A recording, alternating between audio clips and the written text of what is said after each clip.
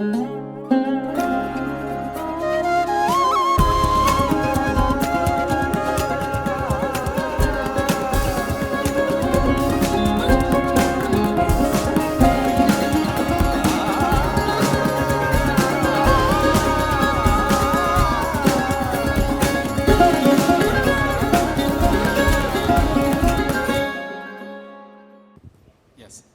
welcome everyone to what I hope will be a very engaging session. It's been a real privilege to live with the words of Parini and Aruni here for the last few weeks. And I want to get started by reading a stanza from one of Aruni's poems as a touchstone for our conversation. So this is a poem in his collection that Michael just mentioned, and the poem is called Dear India, a collage poem. Dear India, what kind of an idea are you? Do you bend at all? Do you swag at all? Trimming your bluish shades? Why are you proud of a 50-year-old shame? So that's the question I think we will start with today for our authors. In both your works, what kind of an idea is India? Parini, how about we get going with you? I think that, especially when I was writing The Bandit Queens, I was pretty consumed with the concept of freedom. And I was speaking to a friend's an ongoing discussion about the mark of human progress is not necessarily industry, it's the value we place on life, and a life without privilege, not a wealthy or affluent life, not a life of power, but an unremarkable life. And I think that concept, and I've been extrapolating it to freedom, which is to say that freedom is not simply my right to write this novel or be here with you all discussing it, but freedom is the right of women to have autonomy and agency over their bodies. It's the right of women, especially Dalit women in India, to live without fear of sexual violence. It's the freedom from economic dependence or suppression. And I think all these ideas in on the concept of freedom, it saturates within me that, yes, we have done work and there's work to be done.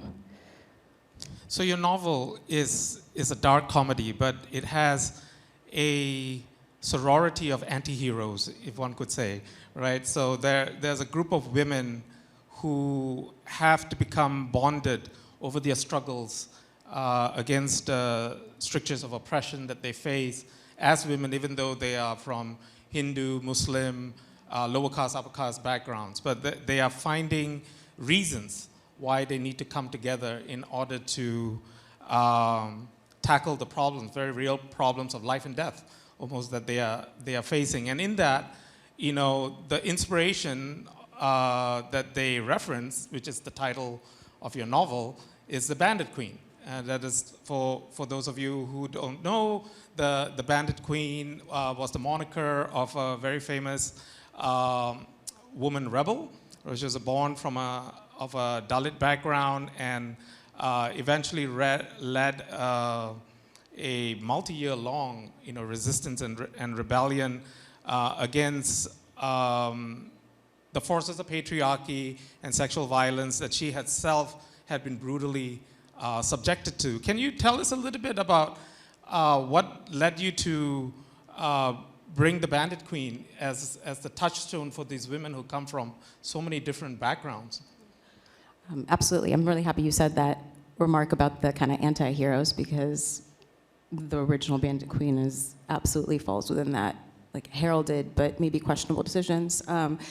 That said, the novel follows Geeta. She's a woman living in modern-day rural India. Her husband walked out on her 5 years ago. She didn't kill him, but everybody assumes in her village that she had. And it's a rumor that she goes along with because it provides a certain amount of freedom, and she's pretty happy with her solitary existence, even though she's a pariah, a social pariah in her village, until the other women of her microloan group and the other women of her village decide that they too would like to become self-made widows. and they seek Geeta's consultation services in getting rid of their abusive spouses. And Geeta has to decide whether or not she's going to help them with often far-reaching, sometimes disastrous results. So when I was really embedded in the character of Geeta, she starts the novel in such an isolated position before she forges these bonds of friendship with these other women. She starts from such a lonely position that I wanted her to have a power source. I wanted her to have a source of inspiration that was larger than herself, but still real. And then it became a perfect opportunity to weave the threads of Phoolan Devi's real-life story within this fictional world. That's fantastic. I turn to you with the question that is inspired by your own poem as well. What kind of India does your work delve into? Thank you. That is really lovely and flattering that you opened the debate, or discussion, or debate we can turn it into debate. Yeah, with that quote. So I actually wrote it because there was the 50th anniversary of the China-India War of 1962. I was very upset that during that time, during the China-India War was happening, actually people in Northeast and especially Assam remember it as a time when the Prime Minister abandoned us. There are also reports about the holidaying Prime Minister who went to, I think, on a foreign trip, and in fact, he's known to have given a radio address saying, "Goodbye Assam, we'll really miss you, now you'll be part of China." That's something like that. I'm paraphrasing and butchering it, but anyway, it doesn't deserve to be quoted very properly. Because he abandoned us. So that's how India, but when this came out in the 50th anniversary, everybody was trying to hide that. So, and that's why I was a college student and I got very angry. Then I wrote this thing.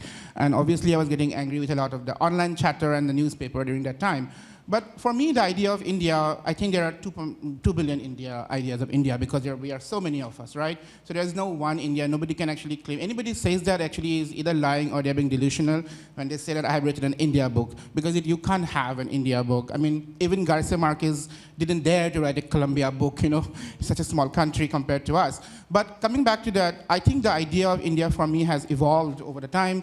I started writing when I was very young, and I started first publishing in Assamese, and I was writing a lot about the Assam that I had seen. The Assam that I had seen of growing up in the 80s and 90s were of insurgency, of the Alpha insurgency, the Boro insurgency, different kind of ethnic identitarian insurgency that tried to secede from India.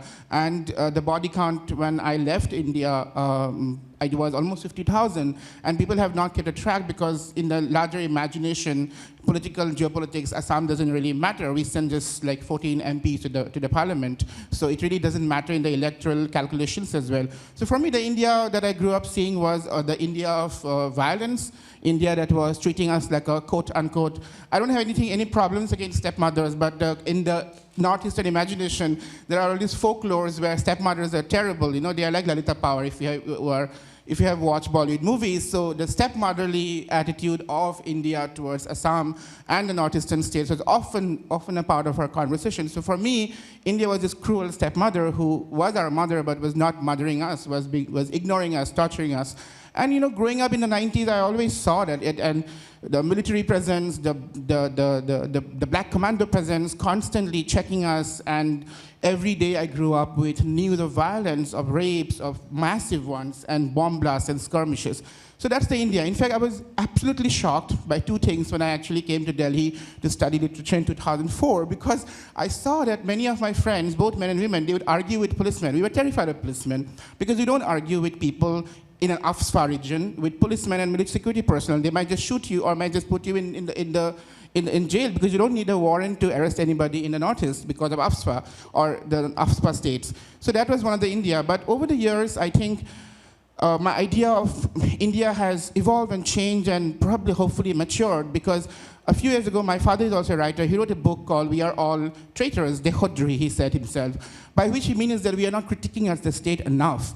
And if you're not critiquing the state enough, which we love, and he loves actually India, but he thinks that it is the duty of every patriot to critique the state so much to make it better, because you critique the one that you love the most. So for me, it has been, the idea of India has been an India that is very critical, of the state atrocities, but I'm not jingoistic about being an Indian and nationalistic, but I'm very jingoistic and nationalistic about Bollywood or food or dance or music, or classical music or folk music, but not necessarily about the wonderful track record of the Indian state, especially in the margins. So that's been the India, and across the many of the books that I have written both in Assamese and English, the India I have seen, I don't think actually I'm writing necessarily about India, but I think I'm writing about power, and the power is vested so much on the state and how the state interacts with us. And I have tried to sort of reflect it in my work by sort of talking much about the human rights abuses, and because I believe that writing and art has a power of inspiring people to take action, think in a generative way to work towards justice. So, and many of the writers I admire across the world have done this repeatedly, such as Godimer or even American writer Toni Morrison, or many of the multicultural, multi-ethnic American writers, the African-American writers here. So I think I'm working in that tradition where you look at the society with so much love that you are its biggest critic.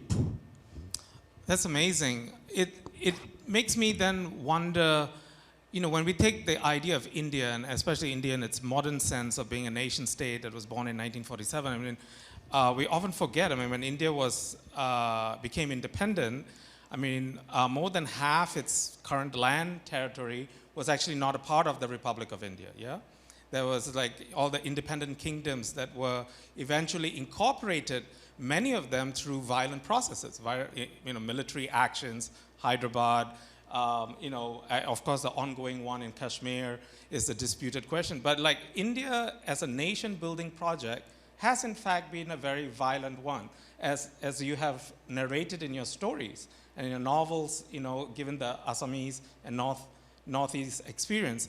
And in your book, the question of India's coming of age, on the one hand, they've lit up the dark side of the moon, but on the other hand, the characters in your book, women from this background, what does freedom and the celebratory nation building actually mean for them in concrete terms?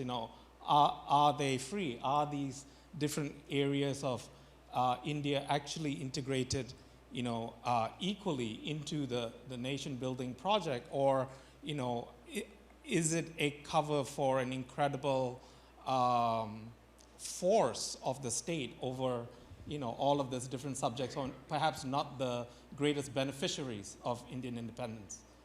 With regards to the characters that you write about, which are women and also people from the Dalit backgrounds, which figure very prominently in your novel, what would you say to that? I would say the novel forks into a vigilante justice arena based upon abuses of power, like a system that's set in place supposedly to protect them but fails them. And at that point, they're faced with the decision of, well, what can I do to claim my orbit of freedom? What can I do to reclaim my autonomy? Especially the women in the novel have left their fathers' homes to go to their husbands, and the system's failing them. And so I'm not promoting vigilante justice, please don't. I don't want to be on a list. But I think highlighting or shining a light on, all right, what has driven these women to think, okay, I've evaluated the pros and cons, and I think I should definitely kill my husband. And it's like, all right, rather than let's judge their actions, let's take a mirror to the circumstances that drove them to this ultimatum. Well, the circumstances were quite dire. Either they were to murder their husbands, or potentially they'd get murdered themselves. And we know that the incidences of sexual violence and violence against women in India is pretty horrific. There is no ontological security, as it were. What explains the state of affairs, you think? Where would you, in writing your book, we throw out words that are very abstract, like patriarchy and things of that nature. But where for you lie the reasons for the perniciousness of this kind of violence that these women have been facing? You're going to call me, maybe I'll come across as glib, but men. I recently saw, I thought it was a very clever post. It said, it was like a Q&A, and the first part was, wait, but if there were no men, who would protect you? And the answer was, protect us from whom? And that, though it's cheeky, it does, like there are systems in play that give seats of power to men, and it's historical and it's ongoing, and it's not an Indian problem. This is ubiquitous. These are global issues. Violence against women is a global issue, and abuse of power is a global issue. Aruni? Can you repeat the question? Men. What do we do about them? They need to be raised well. They need to be raised well by both parents, that's all, or whoever is the parent. No, I mean, I understand. I mean, we do not want to exoticize the kind of sexual violence in India as something so exceptional and peculiar and only occurs here. Obviously, the statistics of violence in many contexts, give us differential ways of looking at the same kinds of problems. But what is it about Indian men? I don't know. You should ask the one who are abusing, actually. Yeah. I mean, we are complicit too, in some regard. Yeah, I don't know. I don't abuse women. So. Okay. I mean, one could think about the fact that, in some sense, we occupy this kind of privileged familial position. Yeah.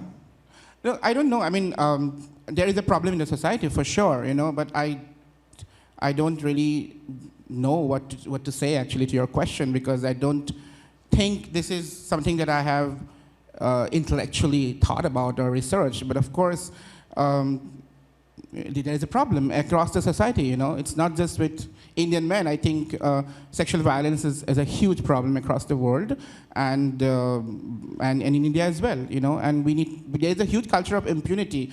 And in fact, if you want to discuss it in the context of my work, a lot of the sexual violence that are committed by security forces in the margins, and that's what a lot of my work actually discusses, because I grew up reading about them constantly. And you're like a 10-year-old boy, and you have to ask your father, what does it really mean? Or mother, and it is really, it is awkward for the parents because it is always on the front page. So often there are so many numerous instances, that actually didn't make it even into front pages.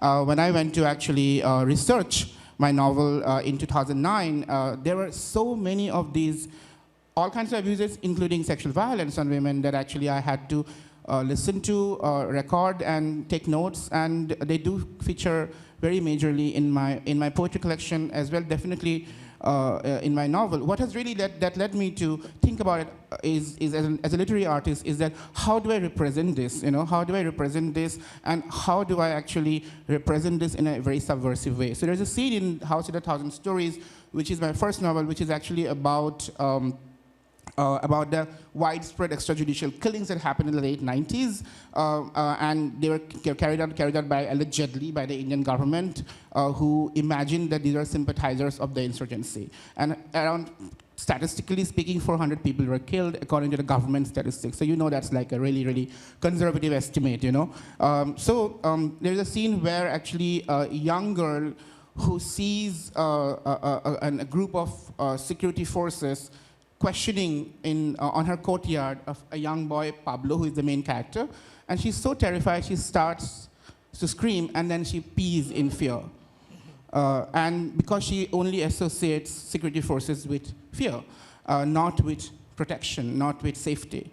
So I think, and also many of the poems in my collection are about people who actually told me those things. In fact, many survivors of the state violence actually told me, please write it, and so that actually people know about it. And that really made me realize is that for so much of the human rights work that anybody does, actually, I did not go into doing human rights work the way activists do. I was interested in writing a novel, but so much of the human rights work is also associated with storytelling and what stories can actually do. And I realized that for many people who have faced abuses, all kinds of abuses, human rights violations, abuses, the hope that somebody will tell their story is the only semblance of justice they would ever get. So for me, when I sat down to write my first novel, I want to really write a horror novel, because I like reading horror novels, and I wanted to write thrillers, a romance. But for me, the duty was actually to write about the widespread state violence that I saw growing up. And in fact, it happened to many people that I knew. My uncle was in hiding in the village because, you know, he thought that he would be killed by these extrajudicial killers who were masked gunmen. So for me, that choice was to actually address this and find what it really means to grow up within that fear. So within the fear of violence, what it means, at what extent people go because the duress of fear. And that's what I was trying to address. And then I think the question that you ask about sexual violence is embedded in the work that I have done. No, it is. And I mean, there are harrowing stories both in the poetry and in your short stories as well. There's a particular story that stands out in my mind. The character is a graduate student in the United States. He's a chemistry graduate student. Yes. You know, he comes to the United States to do his PhD. He has been away from his home in Assam for some years, but returns, you know, in the height of a military and security situation. He obviously has become habituated to sort of American modes of mobility and freedom, being able to walk around or question authorities, you know, to some degree. And he attempts to do this again at a military checkpoint, right? And I guess it will give the story away, but there are many stories. So, but, you know, he's eventually shot for his impudence and his He's supposed audacity. to get down from the bicycle and take off his shoes as he crosses. Right. And this actually, I mean, I read about in many books later after this story was published, how actually this was very common. And also they needed to produce a consistent supply of bodies to show that counterinsurgency operations and the money that was spent in places like Assam were spent judiciously. So they really needed to plant those constantly. Yeah.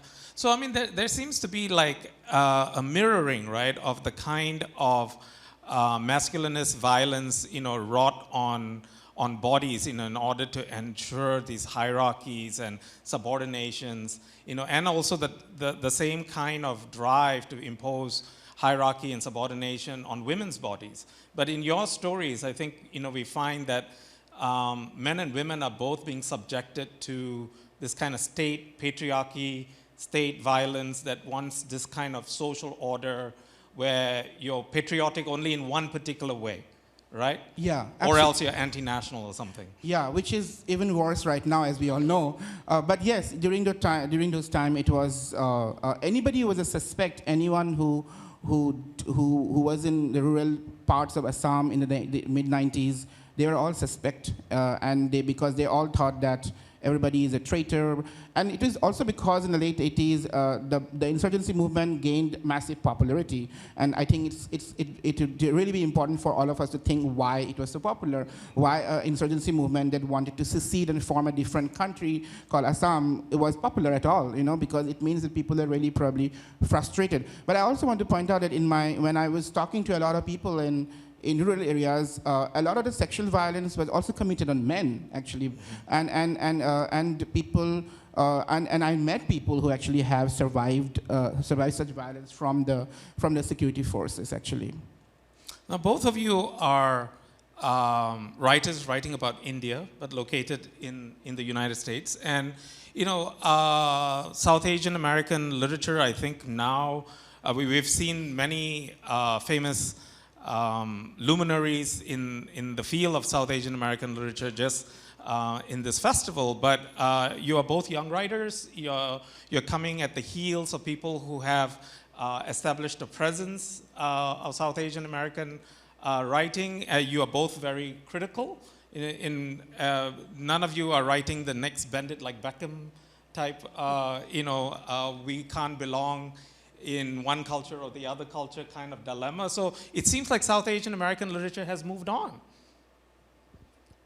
I mean, I don't want to speak for the entire cadre of writers. But for me personally, I haven't yet written about my immigrant experience or having one foot in the East and the West, just because maybe I've lived it and I haven't yet processed it, so I don't feel like I have enough distance to write about it. But also, perhaps because I lived it, it doesn't interest me with the urgency that I feel when I visit my father, my family, my entire family lives in Ahmedabad. But when I visit and I spend 3 months, a month in Ahmedabad, and I see and I hear and I smell stories, that draws me to the page. It compels me to the page in a way that I think my own life doesn't.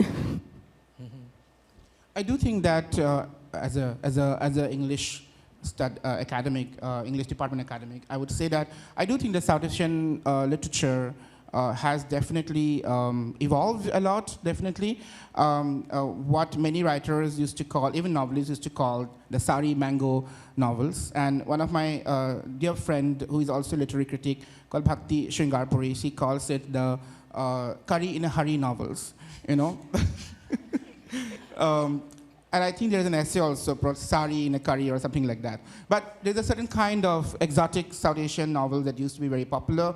I think they still exist probably, but they are not definitely defining the conversations anymore. I think neoliberalism in India has really created a lot of problems, but along with that, it also changed the immigration story to the United States, because the immigration story of the United States was very much decided by class and caste. And now we see Ants Among Elephants doing very well, Dalit writer.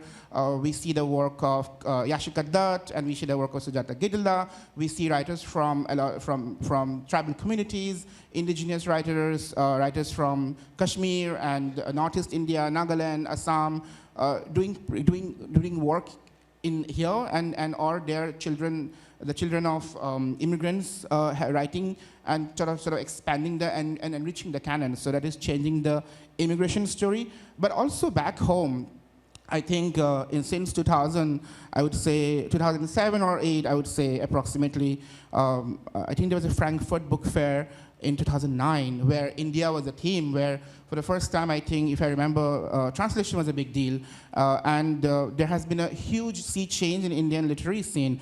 In fact, with my conversations from publishers, they say that the translations do far better, translations from Indian languages to English, than actually Anglophone writers. And previously, Anglophone writers or English writers who is from the diaspora, they would do very well, and they would have a wide reach in Indian subcontinent, especially Indian market. But there's a huge interest for among the homegrown readership, and the readership has also expanded from the big metros. So I think all of these factors, I'm giving you a very rough overview. All of these factors has really sort of added more layers and also contested the very monolithic idea of India, monolithic, monochromatic idea of India that used to be prevalent before.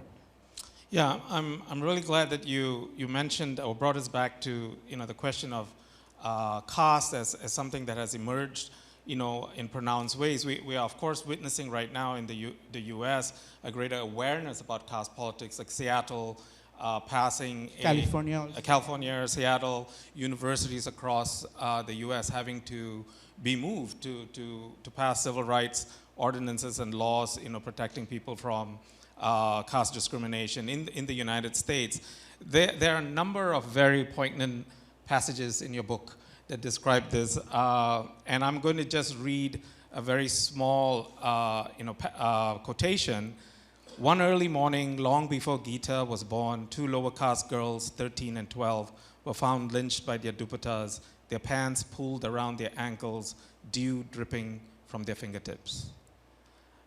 I mean, how do you, I guess, deal with the ubiquity and the casualness with which this violence, in some sense, forms a backdrop to the women's lives that you narrate and you talk about? I mean, I found it painful to read that, but at the same time, it's also something that seems to be just in the air or in the water, this deep inhumanity that India has not outrun.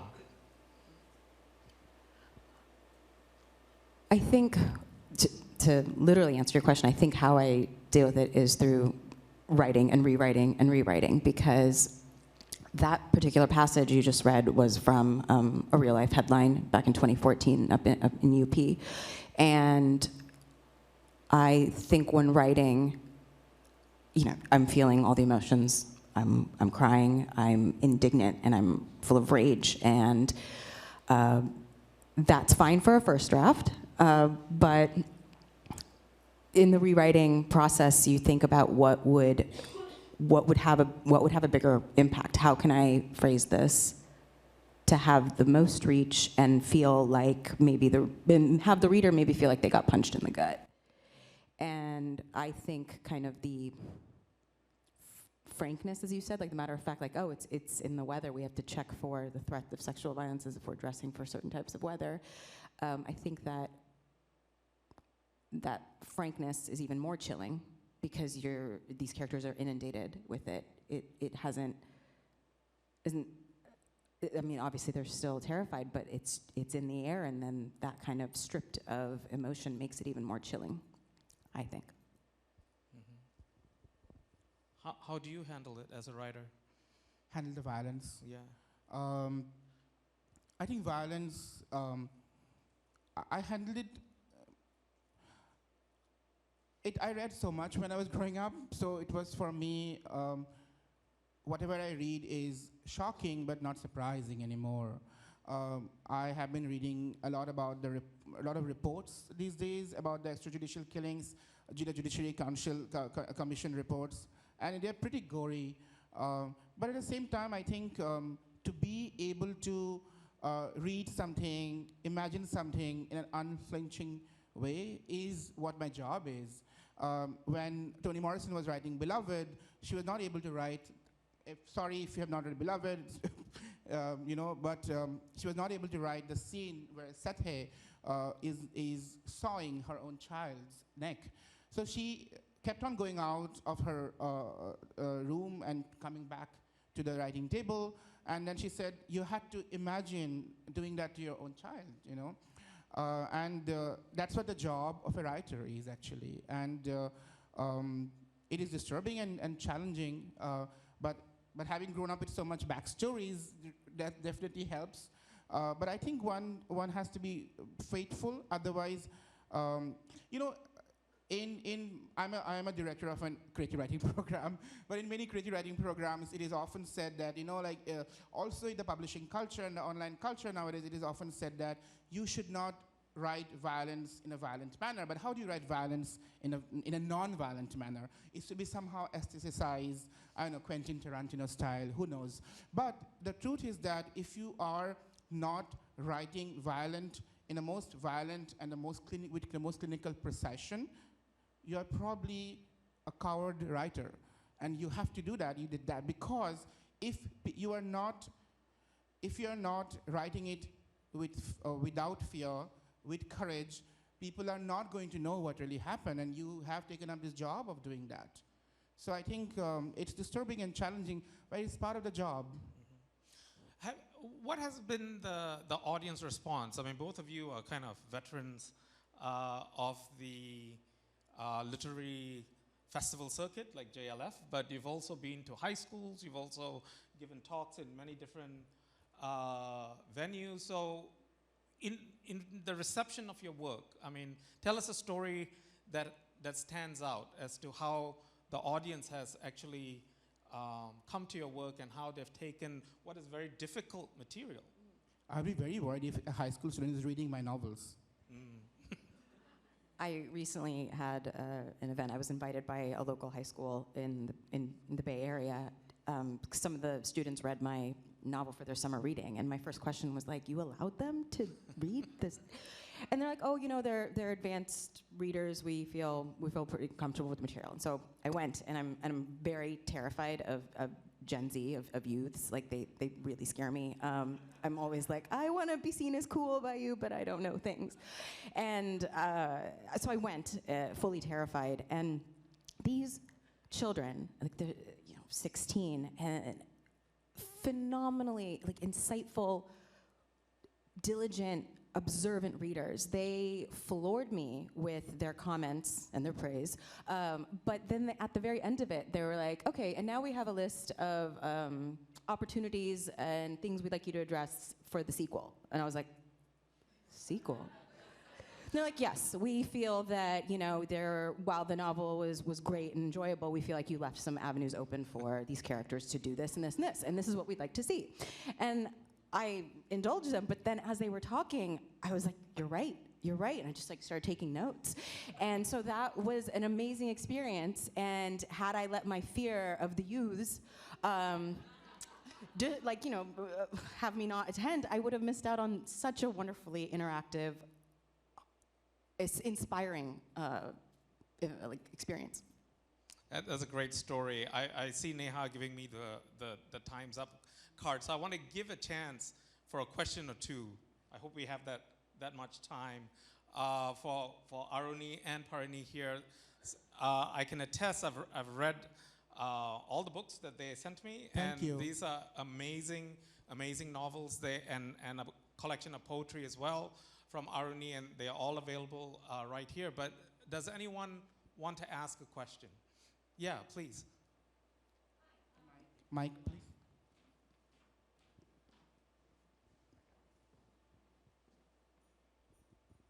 Thank you. Hi, my name is Aarti. Great discussion. My question was for Aruni. You've written in a lot of varying forms, from short stories to novels to poem. How do you choose the form for a particular idea? And is it easy to transition from writing, I don't know, a 700-page novel, give or take, to poetry? So, I would always go for the novel. Even in Assamese, I have written 3 novellas and 1 full length because I think by default I'm a novelist. I love writing the long form. But I also feel that it is not a conscious choice because I never growing up in Assam, reading Assamese, Bengali literature and a lot of NBT translation, National Book Trust, that a writer specializes in one genre. It was never really a question. Everybody wrote in all kinds of genres. One of my mentors, or whatever you can say, she was a mentor unofficially. Indira Goswami, one of the greatest writers from India, won the Gyanpith Award. She didn't find enough time to read in literary conferences her novels, so she always used to write poetry, and because that's the way she could sample her work in 7 minutes. So for me, all the Bengali writers, all the Assamese writers, they wrote in every genre possible. So for me, this was never a question, but I think it's a very new, also institutionalized question, current fed by market and institutions like creative writing programs, and obviously, in a neoliberal economy, you really have to be one thing. So for me, in my case, my novel, I wanted to write a novel on the extrajudicial killings, and I did that. But when I was doing my research, there was a lot of stories that didn't make it into my novel. So what I did was, they kept on coming to my mind, so I wrote poems and they got published. Eventually, when I published around 80–90% of them, and there are some unpublished, I put them into a collection. So in some ways, my poetry collection was very organic in nature because I was not trying to write them. They kept coming to me, and I would write them because they're short stories. I felt that it was happening very instinctively, and they are kind of a footnote to my novel. But even with my short story collection, actually many of the short stories have 2 parts or the recurring character. So I think I'm at heart a novelist or a long story writer or a novelette writer. I think short stories are very, very difficult art form. But as I said, I don't choose it consciously. Sometimes I just give up and say, this is a short story. But I just go by really, really instinct. And I think that's how it is. But we are forced by the market to think of us in terms of writing with a word limit, with a structure in mind. The magazines can't publish more than 5,000 words, so you have to limit your short story to, But look at someone like, say, Joyce Carol Oates, who has 40-page long short stories and 20-page long novellas, Thank you. One more question, yeah. Well, gentleman back there, and then the gentleman in front. You with the baseball cap, sorry. I think she already. Thank you. Oh, sorry, I did not see you this slide. Go ahead. Thank you for so interesting presentation, and I have a question for both of you. It's obvious that home country keeps you a lot, and home country keeps you a lot, and I wonder if reading response is more important for you here in America or back home? What perception is more inspirational and more important for you as a writer? American response or Indian response? Parini, why don't you start? Yeah. That's a wonderful question. I have not really examined that. I think, if I'm truly honest, the fact that the book is done well in India, I think meant more to me than I ever realized. So while the response has been kind and positive in both countries, I don't think I was looking for that. I didn't realize I was looking for that kind of pat until I started getting a wonderful response in India. Yeah, for me, I think anyone who engages with it at the organic level. I'm not interested in. I'm very fortunate that there has been an amazing amount of academic research material on my work. I have read some of them, and I'm terrified after reading them. I say this as an academic myself because I love literary theory and all of that, but I didn't think about any of that, when I was writing my novel. But that's okay. It's a discourse, right? And I appreciate the fact that they have, some of them are people I have become close friends with. So for me, as someone who responds to it in a very organic manner, in terms of character, craft, and storytelling, mostly in terms of character, is really, really important for me. And for me, that person possibly is an ideal reader. It could be a person who is illiterate and has listened to the novel as a reading, because it's a very prevalent thing in Assam, by the way. Or it could be someone who is, very polished and very well-read. I'm very, very discouraged, in fact, sometimes irked by the very shallow identity politics-driven conversation about literature, and which is also fueled a lot by online culture, which comes from very sort of very consumable ideas of politics and otherness. I'm not interested in those readers. They are definitely not my readers. They can read and discuss, but I'm not interested in what they have said to say. Two speakers here. Yeah, hi.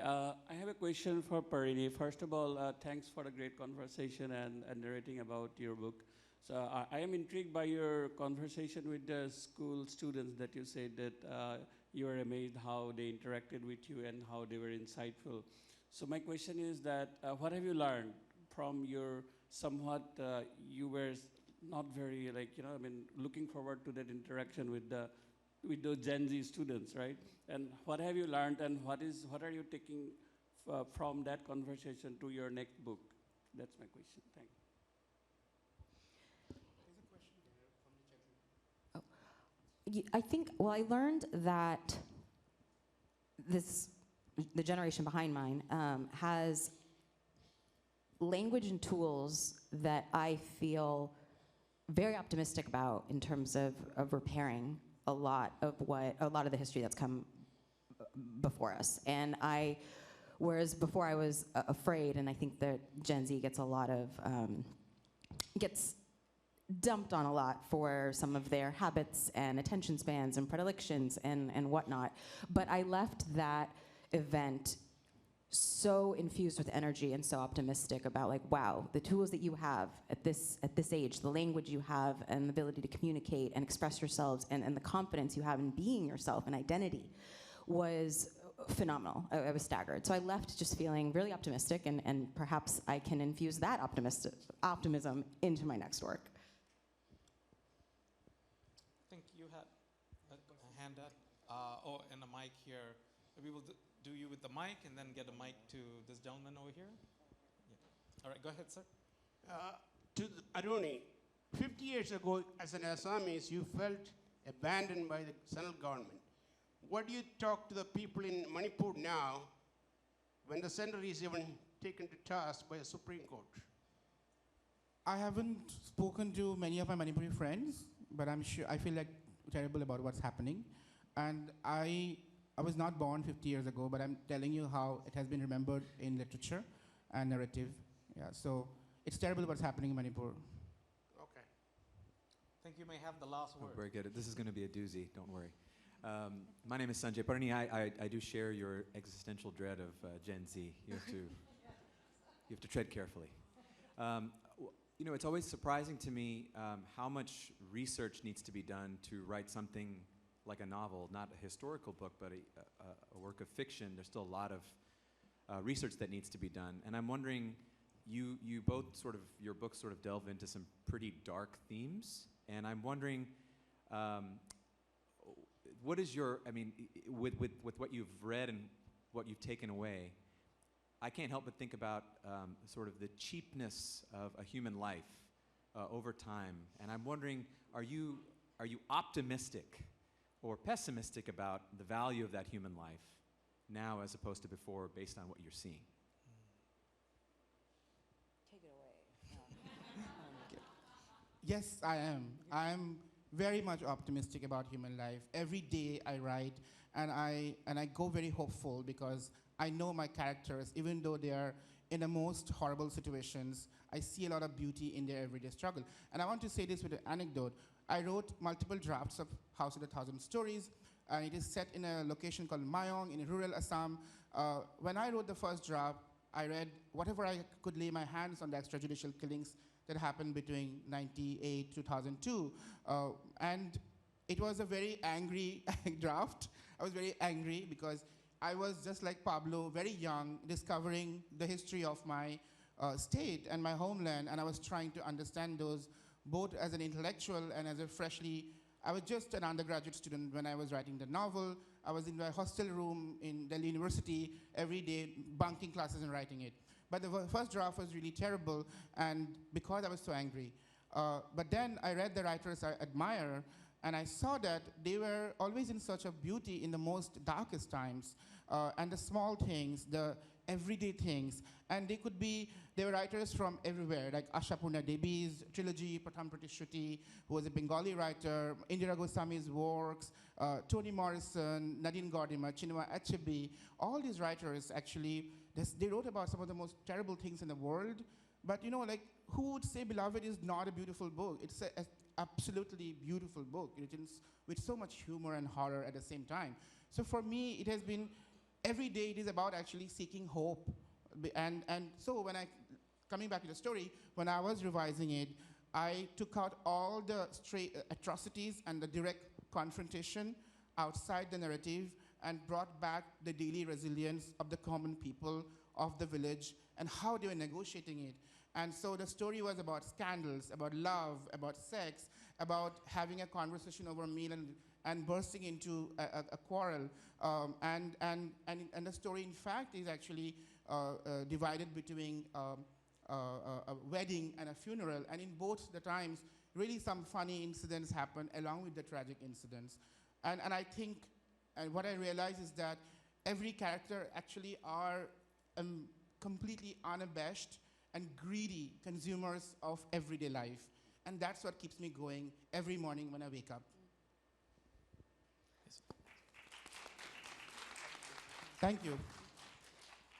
I think if I'm honest, I'll play jump rope with the line between pessimism and optimism. And if I examine it, those feelings depend on what I focus on.